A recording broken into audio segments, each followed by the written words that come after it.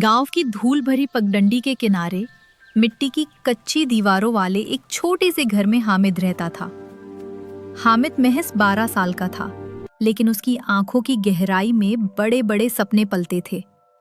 वो अक्सर गांव के टीले पर बैठकर गुजरते हुए बादलों को देखता और सोचता कि क्या उसकी गरीबी की सीमाएं कभी खत्म होंगी। उसके फटे हुए कुर्ते की सिलाई भले ही कमजोर थी, पर उसका इरादा पहाड़ जैसा मजबूत था। हामिद की अम्मी अमीना ममता की मुझे चाहिए ये बर्तन।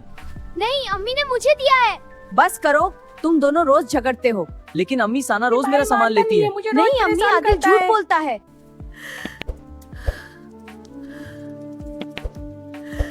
ही नहीं थी, बल्कि भाई बहनों का झगड़ा भी रोज अम्मी की बात रोइए थी। मत, मैं आपसे वादा करता हूँ कि एक दिन मैं हमारी जिंदगी बदल दूंगा। थे। गरीबी ने उनके मन में चिड़चिड़ापन भर दिया था।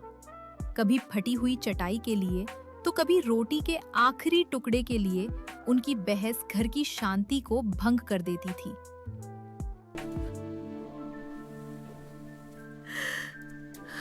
इस साल ईद का चांद दिखाई दिया, लेकिन हामिद के घर में कोई हलचल नहीं थी। गांव के दूसरे घरों से पकवानों की खुशबू आ रही थी, पर अमीना के चूल्हे में आग तक नहीं जली थी। अम्मी रोइए मत, मैं आपसे वादा करता हूँ कि एक दिन मैं हमारी जिंदगी बदल दूंगा। अगली ईदों पर हमारे घर में सबसे ज्यादा रोशनी होगी। वादे ने उन्हें एक नई उम्मीद दी। उस वादे को निभाने के लिए हामिद ने दिन रात एक कर दिया।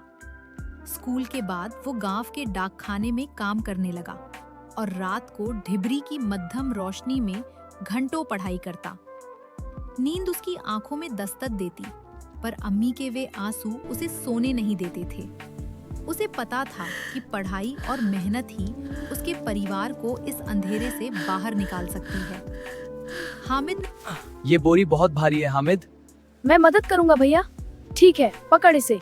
एक साथ धीरे से। ने केवल खुद को शुक्रिया ही नहीं छोटे, बदला, हम हमेशा साथ बल्कि अपने रहेंगे। भाई आदिल का हाथ भी बटाना शुरू किया।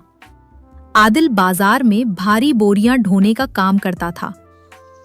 आदिल के पत्थर जैसे दिल को पिघला दिया।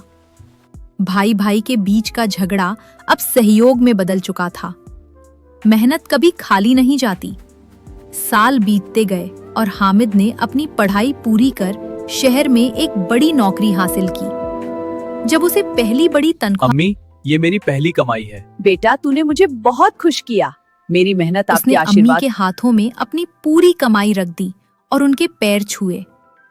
अमीना की आंखों में आज भी आंसू थे, पर ये आंसू गर्व और जीत के थे। हामिद ने अपने भाई बहनों के सपनों को भी पंख दिए। उसने सना की पढ़ाई का इंतजाम किया और आदिल के लिए गांव में सना, ही मैंने तेरी पढ़ाई का इंतजाम कर दिया है। और आदिल, तेरे लिए गांव में दुकान खुलवा दी। हाँ भैया, हाँ, मेहनत से हम सब कर सकते हैं। हम की साथ गूंज हैं। थी। हामिद ने साबित कर दिया कि एकता और मेहनत से किसी भी मुश्किल देखो। को हराया जा हाँ सकता बेटा, है। तुमने जो वादा किया 10 कई साल हो गया। सालों बाद ईद ईद का मुबारक दिन अम्मी। फिर आया। हामिद का घर अब पक्का और सुंदर था, जो रंग बिरंगी रोशनी से जगमगा रहा था। घर के आंगन में ढेर सारे पकवान सजे थे और पूरा परिवार एक साथ खुशियां मना रहा था।